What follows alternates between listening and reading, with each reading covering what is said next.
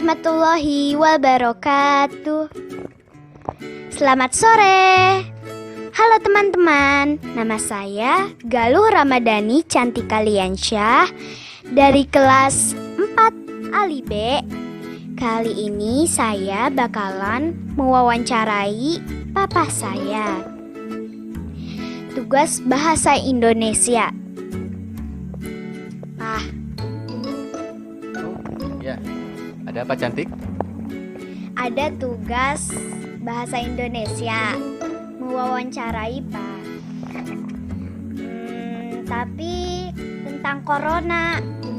Oh ya, Papa sambil kerja ya. Ya. Nomor 1, bagaimana cara Papa untuk mencegah virus corona? Cara Papa untuk mencegah virus corona, pertama dari dalam rumah dulu, ya, menjaga kebersihan makan, minum, kebersihan tangan. Nah, kemudian kalau misalkan kita keluar rumah selalu menggunakan masker. Kemudian jangan lupa bawa sanitizer untuk mencegah virus atau kuman yang menempel pada tangan.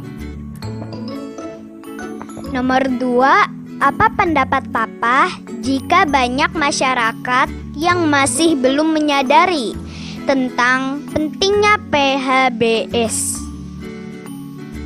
Mengenai pentingnya pola hidup sehat, itu jadi kita mulai dari tetangga kanan kiri dulu ya. Nah, kita sampaikan mereka mengenai pentingnya hidup sehat untuk mencegah virus-virus atau kuman yang akan merugikan kesehatan kita sendiri. Jadi dimulai dari lingkungan kecil kita ya.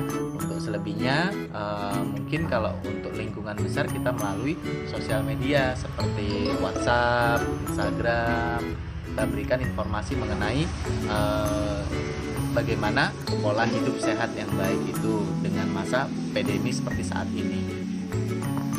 Nomor 3, mengapa kita harus mencegah penularan COVID-19? Nah, kita mencegah penyebaran COVID-19 itu tujuannya adalah pertama untuk diri kita sendiri, yang kedua untuk keluarga kita ya.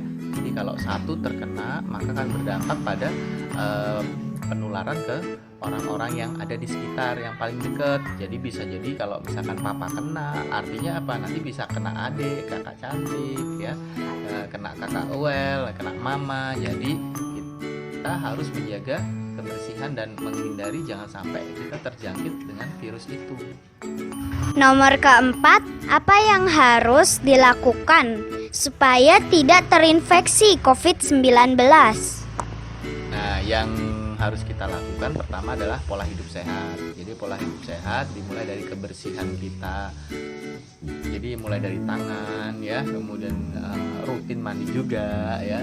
Habis itu juga makan makanan yang bersih, tertib berolahraga. Kemudian juga kalau misalkan kita harus keluar, maka gunakan waktu sebaik-baiknya. Jadi di luar jangan terlalu berlama-lama ya. Kalau misalkan kita penting mau beli kebutuhan pokok, maka kita berangkat ke pasar atau kemana, tapi dengan pengamanan seperti penggunaan masker ya, itu seperti itu. Jangan lupa juga hand sanitizer-nya dibawa gitu. Nomor 4, apakah sudah ada vaksin untuk virus COVID-19?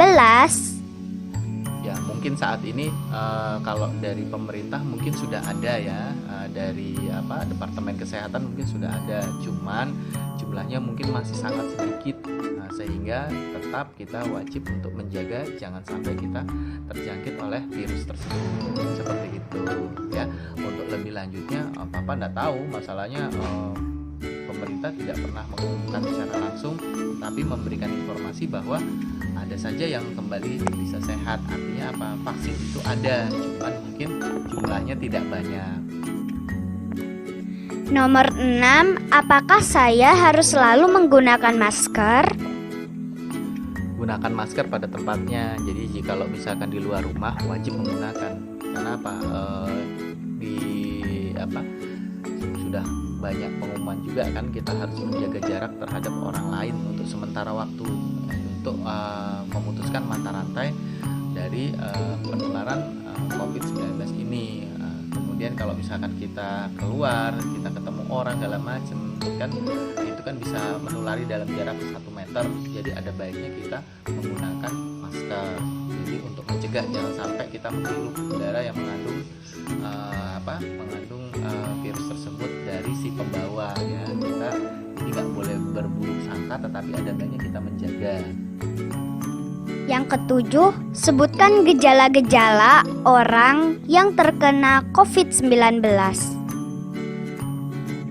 Gejala-gejalanya kalau secara umum ya kita lihat dari informasi dari Departemen Kesehatan atau pemerintah. Pertama, kita ketahuin bahwa gejalanya adalah panas yang tinggi di atas temperatur suhu normal.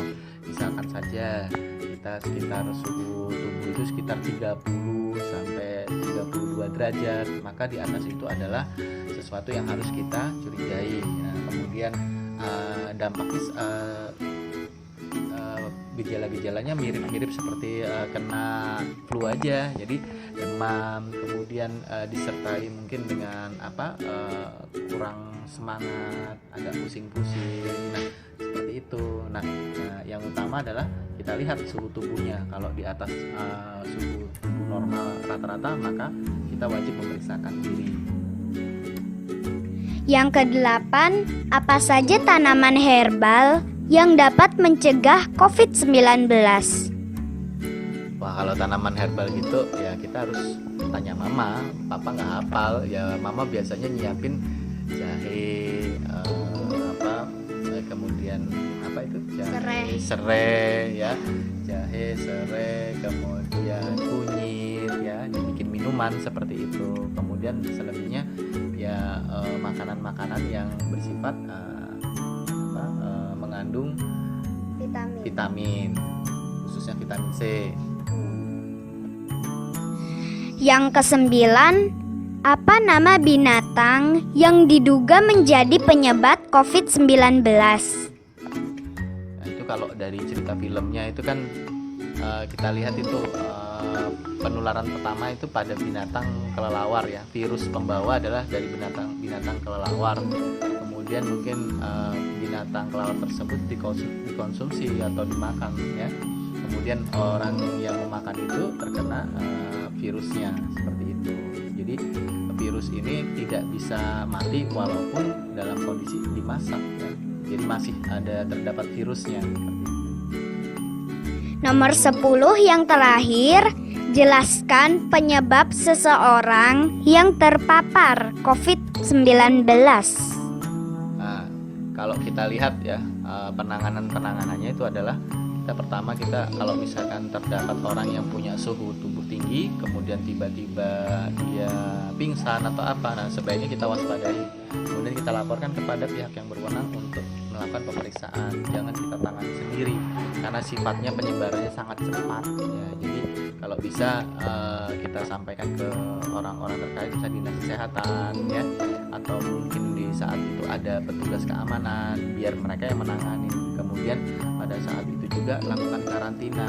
Nah, kalau dari informasi dari sosial media ataupun dari media televisi, kita lihat itu ya, begitu satu area terkena ada korban yang dinyatakan positif menjadi ODP dan terkena virus corona, maka area tersebut akan dilakukan karantina. Jadi karantina itu adalah pembatasan jangan sampai interaksi keluar terjadi oleh orang sekitar. Jadi misalkan dalam satu rumah, ya sudah satu rumah, kalau satu kena yang lain belum kena, tetap satu rumah itu jangan ada yang keluar gitu ya. Sedang yang terkena penyakit tersebut harus segera ditangani secara intensif di rumah sakit yang menangani hal-hal ini gitu. Apalagi cantik? Udah selesai, Pak. Udah selesai? Iya. Ya udah, apa lanjutin kerjanya ya. Sekian, terima kasih dari saya. Wassalamualaikum warahmatullahi wabarakatuh.